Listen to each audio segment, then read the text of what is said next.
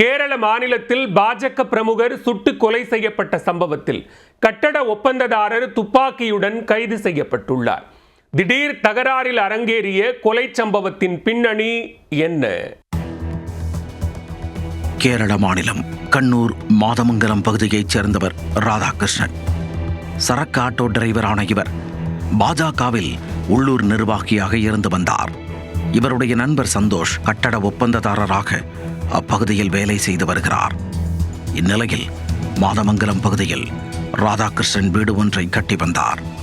வியாழக்கிழமை மாலை 4 மணி அளவில் கையில் இரட்டை குழல் துப்பாக்கியுடன் ஆவேசமாக அங்கு வந்த சந்தோஷ் ராதாகிருஷ்ணனிடம் சரமாரியாக தகராறு செய்துள்ளார். ஒரு கட்டத்தில் இவர்களது சண்டை பெரிதாக ஆத்திரம் தலைக்கேறிய சந்தோஷ் இரட்டை குழல் துப்பாக்கியால் ராதாகிருஷ்ணனை நோக்கி சுட்டுள்ளார். துப்பாக்கி தோட்டா மார்பில் பாய்ந்த நிலையில் ராதாகிருஷ்ணன் சம்பவ இடத்திலேயே சுருண்டு விழுந்தார். துப்பாக்கி சுடும் சத்தம் கேட்டு ஓடி வந்த ராதாகிருஷ்ணனின் மகன் தந்தை இரத்த வெள்ளத்தில் கிடப்பதைக் கண்டு அலறி உள்ளார். சத்தம் கேட்டு ஓடி வந்த அக்கம் பக்கத்தினர் உயிருக்கு போராடி கொண்டிருந்தவரை தூக்கிக் கொண்டு கண்ணூரில் உள்ள அரசு மருத்துவமனைக்கு கொண்டு சென்றனர். ஆனால் அவர் இறந்து விட்டதாக மருத்துவர்கள் தெரிவித்தனர்.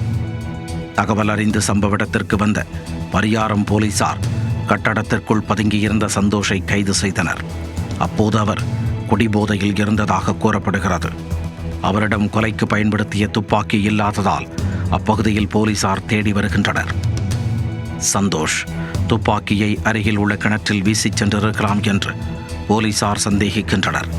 கொலையாளி சந்தோஷும் உயிரிழந்த ராதாகிருஷ்ணன் மனைவியும் பள்ளி தோழர்கள் என தெரிகிறது. அடிக்கடி உரிமையோடு வீட்டிற்கு சென்று வந்த சந்தோஷை ராதாகிருஷ்ணன் கண்டித்துள்ளார். இதனால் ஏற்பட்ட சண்டையில்தான் சந்தோஷ் துப்பாக்கிச்சூடு நடத்தியதாக முதற்கட்ட விசாரணைக்கு பின் போலீசார் தெரிவித்துள்ளனர். சந்தோஷ் வைத்திருந்த துப்பாக்கி காட்டுப்பன்றிகளை சுடுவதற்கு பயன்படுத்தக்கூடியதாகும்.